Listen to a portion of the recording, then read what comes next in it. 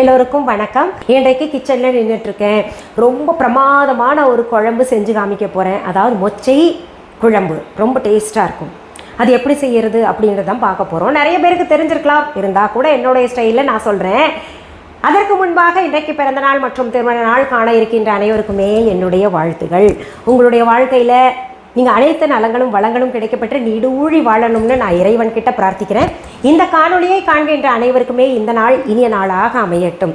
இந்த கிச்சன் பதிவு, அதாவது கிச்சன் டூர் போட்டேன் இல்லையா, அதில் நிறைய பேர் கேட்டிருந்தீங்க, மேடம் உங்களுடைய கிச்சன் எக்ஸாக்டாக எவ்வளோ ஸ்கொயர் ஃபீட் அப்படின்னு கேட்டிருந்தீங்க. நான் தவறுதலாக சொல்லிட்டேன். கிச்சன் டூரில் 100 ஸ்கொயர் ஃபீட்டுன்னு கிடையாது, 150 ஸ்கொயர் ஃபீட். என் வீட்டுக்கார் சொன்னார், அடக்கடவுளே இது தெரியாமல் இருக்கிறியா, 150 ஸ்கொயர் ஃபீட்டுமா அப்படின்னு சொல்லியிருந்தாரு.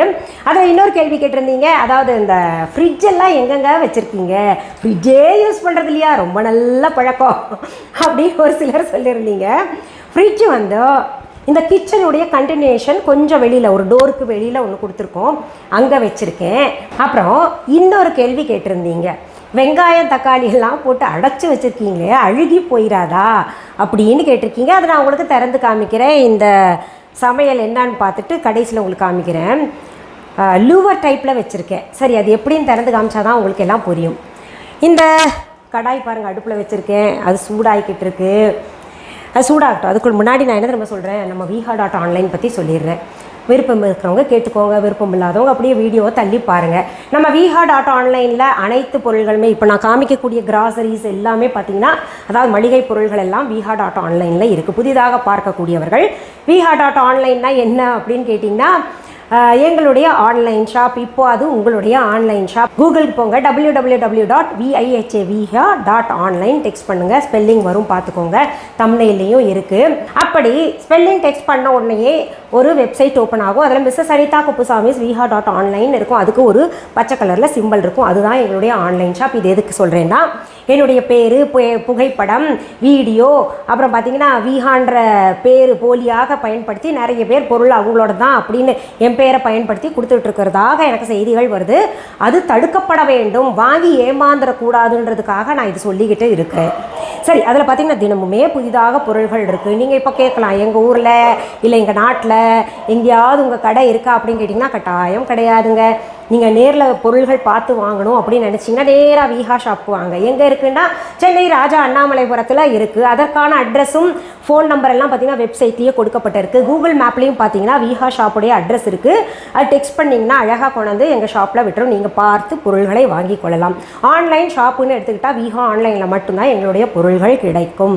அப்பா கொஞ்சம் மூச்சு விட்டுக்கிறேன், ஏன்னா உங்கள் அவசரத்துக்கு ஏற்ற மாதிரி நான் பேச வேண்டியதாக இருக்குது. பொறுமை கிடையாது, சும்மா ஒரு இத்தினோடு ஃபியூ செகண்ட்ஸ் வருது இல்லை, அதெல்லாம் பார்க்குறதுக்கு பொறுமை கிடையாது.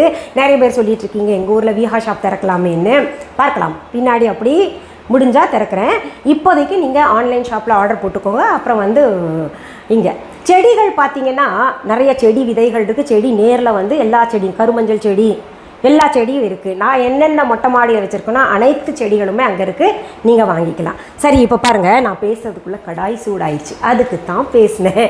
இப்போ என்ன பண்ணலாம், நல்லெண்ணெய் எடுத்து வேணுங்கிற அளவு ஊற்றிக்கலாம். இதெல்லாம் பார்த்திங்கன்னா அளவு சொல்ல முடியாது, சும்மா ஒரு கொஞ்சம் ஊற்றுங்களேன். நான் இப்போ செய்ய போகிறது மொச்சை புளிக்குழம்பு. ரொம்ப நல்லாயிருக்கும். புளிக்குழம்பு எங்களுக்கு தெரியாதா அப்படின்னு கேட்டிங்கன்னா, உங்களுக்கு ஒரு ஸ்டைல் இருக்கும், எனக்கு ஒரு ஸ்டைல் இருக்கும் இல்லையா. இப்போ பாருங்கள், நல்லெண்ணெய் கொஞ்சம் ஊற்றிக்கலாம். இதில் மொச்சைன்னா என்ன அப்படின்னு நினைக்கலாம் ஒரு சிலருங்க. பாருங்க, மொச்சப்பயிர்னா இப்படி தான் இருக்கும். இதை எடுத்து இரவுல ஊற வச்சுருங்க. எவ்வளோ தேவையோ அவ்வளோ எடுத்து ஊற வச்சுட்டு காலையில் அப்படியே அதை நல்லா ஊறி இருக்கும். இதை அப்படியே பிதுக்குனீங்கன்னா அதுலேருந்து பருப்பு வரும். அது பாருங்க, நான் உங்களுக்கு காமிக்கிறேன். அதை பிதுக்கி எடுத்த பருப்பு இப்படி இருக்கும். நான் தண்ணியில் போட்டு வச்சுருக்கேன் பாருங்க, நல்லா சாஃப்டாக இருக்கும், இப்படி உடஞ்சி வரும். இந்த மொச்சை பயிரெல்லாம் பார்த்தீங்கன்னா விஹாவில் இருக்குது, பார்த்துக்கோங்க. நான் நல்லா செக்கில் ஆட்டின நல்லெண்ணெய் இது கூட இருக்குது, எல்லாமே இருக்குது. நான் இங்கே சொல்லலை, சொன்னால் நீங்கள் கடுப்பாயிருவீங்க. இப்போ பாருங்கள், நான் கிட்டத்தட்ட ஒரு 2 டேபிள் ஸ்பூன் அளவு எண்ணெய் ஊற்றிருக்கேன். இப்போது தாளிக்க அதில் கொஞ்சம் கடுகு போட்டுக்கோங்க. அடுத்தது சீரகம் போட்டுக்கலாம் கொஞ்சம். அடுத்தது வெந்தயம். இந்த வெந்தயம் தான் புளிக்குழம்புக்கு ரொம்ப சுவை சேர்க்க போகுது. இது 3 போட்டோமா, அடுத்தது என்ன தெரியுமா பண்ணுறோம், உளுத்தம் பருப்பு கொஞ்சம் சேர்த்துக்கலாம். அடுத்தது நம்ம வீகால இருக்கிற கட்டி பெருங்காயத்தூள். கட்டி பெருங்காயத்தை வாங்கி நான் தூள் பண்ணி வச்சுக்கிறேன். நம்ம வீகாலையே வாங்கி நானே தூள் பண்ணுறேன். நான் என்ன பண்ணேன், பெரிய வெங்காயம் சேர்த்துருக்கேன். கேமராவை ஆன் பண்ண மாட்டேன், அதனால பெரிய வெங்காயம் வந்து ஒன்று பொடி பொடியாக நறுக்கி சேர்த்துக்கோங்க. அடுத்தது சின்ன வெங்காயம் பாருங்க, இது வந்து ஒரு 10-15 சேர்த்துக்கோங்க. வீகா டவல், கிச்சன் டவல் சூப்பராக இருக்கும் துணி, எக்ஸ்போர்ட் குவாலிட்டி. அது போய் பாருங்க. அடுத்தது நம்ம என்ன பண்ணலாம், பொடி பொடியாக நறுக்குன பூண்டு பல்லு சேர்த்துக்கலாம். அதெல்லாம் உங்கள் அளவு பார்த்துக்கோங்க. நீங்கள் சும்மா ஒரு பூண்டு எடுத்துக்கோங்களேன், ஒரு 5-6 பல்லு இருக்கும் அதில், அதை எடுத்துக்கோங்க. அதையும் சேர்த்து நல்லா வதக்குங்க. இப்போ பாருங்க, வெங்காயம் பூண்டு எல்லாம் நல்லா வதக்கியாச்சு. அடுத்தது நம்ம என்ன பண்ணுறோம், கருவேப்பிலையை இதில் சேர்க்கிறோம். அடுத்தது பச்சை மிளகாய் 2 கீறி வச்சுக்கோங்க, அதையும் சேர்த்துட்டேன். இதெல்லாம் ஒரு மனத்துக்கு நம்ம தான் தூள் போட போகிறோமே, எதுக்கு பச்சை மிளகா அப்படின்னு கேட்டிங்கன்னா, பச்சை மிளகா தான் சொன்னேன் நான். பச்சை மிளகா அப்பா சொல்லியிருந்தேன்னா பச்சை மிளகா பார்த்து போட்டேன். அந்த பச்சை மிளகா எதுக்கு சேர்க்கணும்னா ஒரு கூடுதல் மணத்தை தரும், சுவையும் தரும், அதனால் சேர்த்துருக்கேன். இதையும் நல்லா வதக்கிட்டு தக்காளி 3 எடுத்து நீங்கள் மிக்சியில் அரைச்சிக்கிட்டாலும் சரி, இல்லை துண்டு பண்ணி போட்டாலும் சரி. எனக்கு வேலை சீக்கிரம் முடியணும்னு எப்பவுமே அரைச்சி போட்டுருவேன். நல்லா இதையும் பச்சை வாசனை போகிற வரைக்கும் வதக்கிக்கலாம். இதில் தேவையான அளவு உப்பு சேர்த்துக்கலாம். நல்லா கொதிக்கட்டும், பச்சை வாசனை போகட்டும். இப்போ என்ன பண்ணலாம், இது கொதிச்சுட்டு இருக்குல்ல, இதில் நம்ம தூள் எல்லாம் சேர்த்துக்கலாம். மஞ்சள் தூள், மிளகாய் தூள் வந்து கலர் கொடுக்கறதுக்காக நம்ம சேர்த்துக்கலாம். சின்ன ஸ்பூன், ரொம்ப குட்டியூண்டு இருக்கும். இது நான் போடுறதை பார்த்து யாரும் பயந்துடாதீங்க. அடுத்தது பார்த்திங்கன்னா நம்ம வீகா சாம்பார் தூள். இந்த சாம்பார் தூள் நானே செய்கிறேன், ரொம்ப பிரமாதமாக இருக்குன்னு நிறைய பேர் பாராட்டியிருக்கீங்க. பாராட்டினவங்களுக்கு நன்றி. இந்த இப்போ பாரு வீகான்னு சொல்கிறாங்களே அப்படின்னு சொல்கிறவங்களுக்கு வயிற்றுச்சல் படாதீங்க. நிறைய நோயெல்லாம் வரும் வயிற்றுச்சல் படுறதுனால. அதுக்கு தனியாக வீடியோ கொடுக்குறேன் என்னென்ன நோய் வரும்னு. இப்போ பாருங்கள், இந்த தூள் எல்லாம் போட்டு நல்லா கலந்து விடுங்க. அடுத்தது நம்ம என்ன பண்ணலாம், நம்ம மொட்டை மாடியில் காய்ச்சின கத்திரிக்காய் இருக்குது. அந்த கத்திரிக்காய் பாருங்கள், எடுத்துட்டு இப்படி 4ஆக பிளந்துக்கோங்க. அந்த கத்திரிக்காயை இதில் சேர்த்துக்கலாம். மச்சையும் கத்திரிக்காயும் சேர்ந்து அம்மா அம்மா அம்மா அம்மா என்ன டேஸ்ட்டாக இருக்குன்றீங்க. இப்போ கத்திரிக்காய் போட்டோம் இல்லையா, 4ஆக கீர்னிங்கன்னா அதுக்குள்ளே இந்த ஜூஸ் எல்லாம் போய் உட்காந்துட்டு அந்த ரொம்ப சுவையாக இருக்கும். அடுத்தது என்ன பண்ணலாம், கொத்தமல்லி இலைகள் கொஞ்சம் போட்டுக்கலாம். நான் கொத்தமல்லி பிரியை, நான் தயவுதாட்சண்யம் பார்க்காம எவ்வளவு விலையாக இருந்தாலும் கொத்தமல்லியை நிறைய சேர்த்துப்பேன். உடம்புக்கும் ரொம்ப நல்லது இல்லையா. இப்போ இதை திரும்ப மூடி வைக்கலாம். கத்திரிக்காய் வேகணும் இல்லை. இப்போ என்ன பண்ணலாம், நம்ம மொச்சையும் சேர்த்துக்கலாம். கத்திரிக்காய் பாதி வெந்துருச்சு, இப்போ மொச்சையும் வேகணும் இல்லை, அதனால இதையும் சேர்த்துக்கலாம்.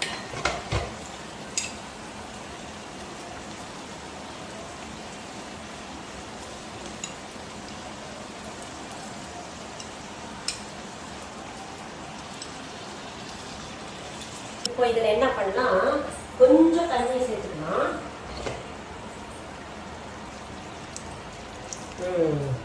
இந்த தண்ணியில் அது வெந்துகிட்டு இருக்கட்டும், கலந்து விட்டுலாம். ஆஹா, கலரை பார்த்தீங்களா, கலரு இன்னும் முழுசாக வந்து நம்ம குழம்பு செஞ்சு முடிக்கல, அதுக்குள்ளே நிறத்தை பார்த்தீங்களா.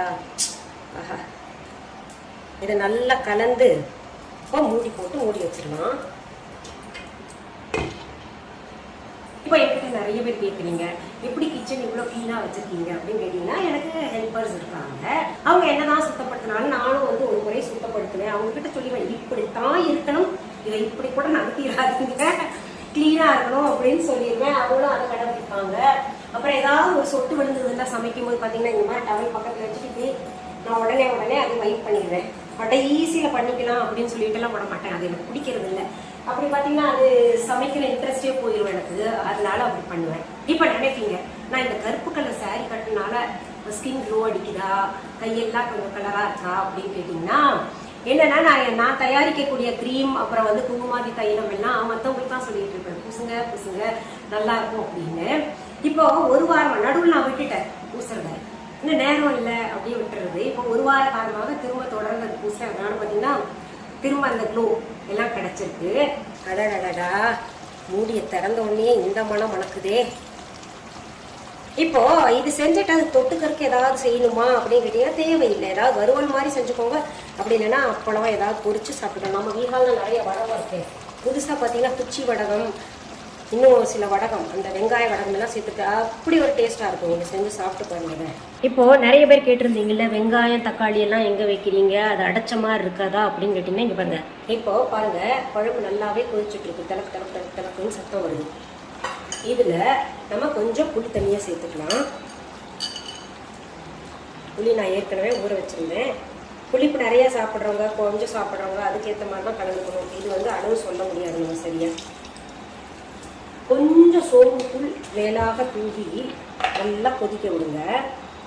இது சேர்த்தா கொஞ்சம் நல்ல மணமாக இருக்கும். அடுத்தது நம்ம இன்னும் கொஞ்சம் கொத்தமல்லி இலைகள் போட்டு அலங்காரம் பண்ணி இனி சர்வ் பண்ண வேண்டியதுதான். பிரமாணமாக இருக்குது. நடுவில் நான் வந்து குழம்பை டேஸ்ட் பண்ணி பார்த்தேன், ரொம்ப நல்லா இருக்குது. இப்போ நான் சாதத்தை கூட இது சாப்பிட போகிறேன். பாருங்க, சுட சுட சாதம் ஆவி பறக்க எடுத்துருக்கேன். இந்த அரிசி வந்து கிச்சடி சம்பா. இப்போ என்ன பண்ணுறேன், குழம்பு ஊற்றிக்கிறேன். இருங்க வரேன். மாங்காய் தூள் ஒன்று, கத்திரிக்காய் தூள் ஒன்று.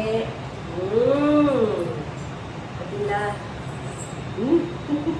சரி, நான் சாப்பிடட்டுமா?